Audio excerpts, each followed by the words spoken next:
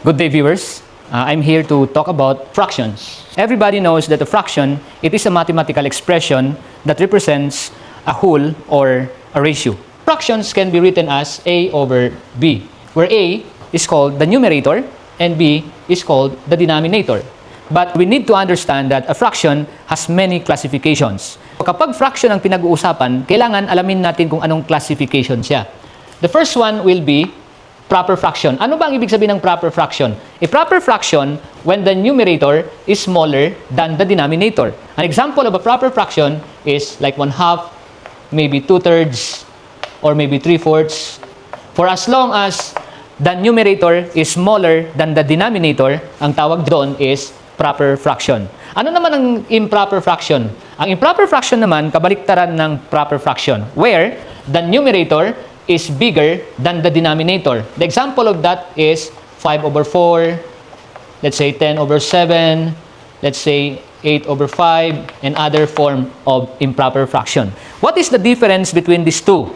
If we call it as a proper fraction, usually the quotient of these numbers, the numerator and denominator, is 0 point something. Meaning, less than 1 ang kanyang quotient. For example, 1/2 is equivalent to 0.5. Okay? So we have also 3/4 is equivalent to 0.75. Sa improper fraction, the quotient of improper fraction have more than 1. So if we divide these numbers here, have greater than 1. Now, ano naman ibig sabihin ng mixed fraction? A mixed fraction is a combination of a whole number and a fraction.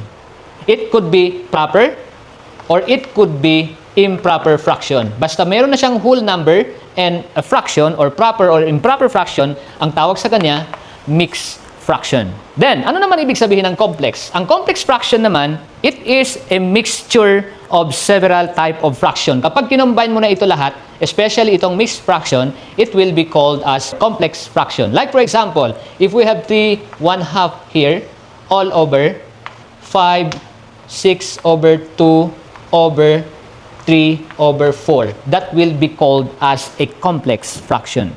So yan ang classification ng fraction based on the numerator and denominator. This time, I will now explain to you about the operation on fractions. Let us begin with the first one, the addition and subtraction. We combine these two operations because the rule of adding and subtracting is just the same for as long as you follow the rule of adding and subtracting. Example number 1. So we have two given fractions here, the proper added to the improper fraction. But remember, in the operation of fractions, you have to determine what we call the similar terms. Ano ibig sabihin ng similar terms? Pag sinabing similar terms, pareho. Ano yung pareho na tinutukoy sa fraction?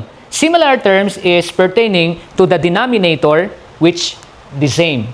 Kapag pareho ang denominator, kahit hindi pareho yung numerator, this is called as the similar terms. So, paano mag-add ng isang similar terms? All you have to do is just write the numerator of the first fraction added to the numerator of the second fraction all over. These 3 will be written as 3 only.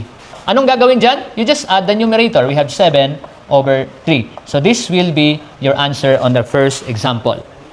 In number 2, is this similar terms? Yes, this is still similar term. Therefore, this value of numerator, the first fraction, 7/5, then the denominator is just the same. Therefore, you just write it once. So what will happen to this? This one becomes 2/2. Is that your answer?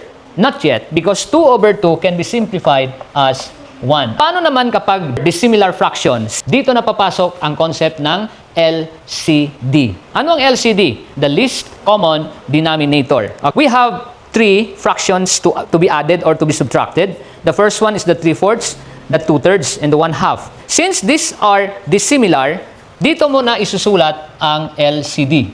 Hanapin mo ang pinakamababang number na pwedeng ma-divide sa 4, 3, and 2. You have to start sa bigger number ng tatlo. Since 4 is bigger than these 3 numbers, you have to start in 4. Ang tanong, is 4 divisible by 4? Yes. But 4 cannot be divided by 3. So, hindi pwedeng maging LCD si 4. Anong mangyayari kapag hindi pwede? You just add 4 by itself. Magiging 8 na siya. But, unfortunately, since 8 can be divided by 4, but 8 cannot be divided by 3. so hindi siya pwedeng maging LCD. Anong mangyari kapag hindi? Idagdag mo lang yung dinagdag mo kanina. So magiging 12. And this time, I think 12 is the LCD. Why? Because 12 can be divided by 4, can be divided by 3, and can be divided by 2. So what shall we do with that LCD? 12 divided by 4 is 3. Multiplied by numerator 3 is 9. So write 9 on the numerator. Then, you just add or put plus sign. 12 divided by 3 is 4 times 2 is 8. You just put it on the numerator 8. Then minus 12 divided by 2 is 6. And 6 times 1 is still 6. Then, you just simplify this. 9 plus 8 is 17. 17 minus 6 is 11 over denominator of 12. So, this must be your final answer. Ganon ginagawa ang LCD. Let us proceed with this. Multiplication. In the multiplication rule, hindi mo na kailangan ng LCD. Ang tanging gawin mo is just multiply the numerator and the numerator, multiply the denominator and the denominator, then reduce if possible. So 3 times 2 is 6. 4 times 5 is 20. Is this your final answer? Not yet, because we can still reduce this into lowest term. What number can be divided by these numbers? Ang tawag doon, GCF. Ano ang magiging greatest common factor ng 6 tsaka 20? 2. So we can still divide by 2. So 6 divided by 2 is 3. 20 divided by 2 is 10. So your final answer must be 3 over 10. So ganun lang, hindi komplikado ang sa multiplication. You just multiply the numerator, you just multiply the denominator, then you just reduce it to lowest term. Okay, the last one will be the division. Ano naman ang ruling sa division? How do we do this? If we have 3/4 divided by 1/2, ang gagawin mo dito is, you just copy the first fraction, 3/4, then this division sign must be changed into multiplication sign. Then, this second fraction must be reciprocate. Pag sinabing reciprocate, what is the reciprocal of 1/2? 2 over 1. What is the reciprocal of 5? This is 1 over 5. What is the reciprocal of 2 over 3? 3 over 2. Ang tawag dyan, reciprocal. Pag sinabing reciprocal, binabaliktad lang natin yung number. So, what's the inverted fraction of 1/2? Magiging 2 over 1. The reciprocal of 1/2 is 2 over 1. Then proceed to the multiplication rule. So just 3 times 2, 6. 4 times 1, 4. Is this your final answer? Not yet, because we can still reduce to lowest term by dividing to GCF. What's the GCF of this? 2. We have 6 divided by 2, 3. 4 divided by 2, 2. This will be your final answer. So ganun lang. Okay, summarize natin. Dito sa addition and subtraction, kailangan maging aware ka na meron similar at saka dissimilar fraction. So if it is similar, you just add the numerators. Dito naman sa multiplication and division, walang problema sa multiplication because you just multiply the numerator, multiply the denominator, but in the division, kailangan mong i-reciprocate yung second fraction. Then proceed to the multiplication operation. So I hope you understand this operation.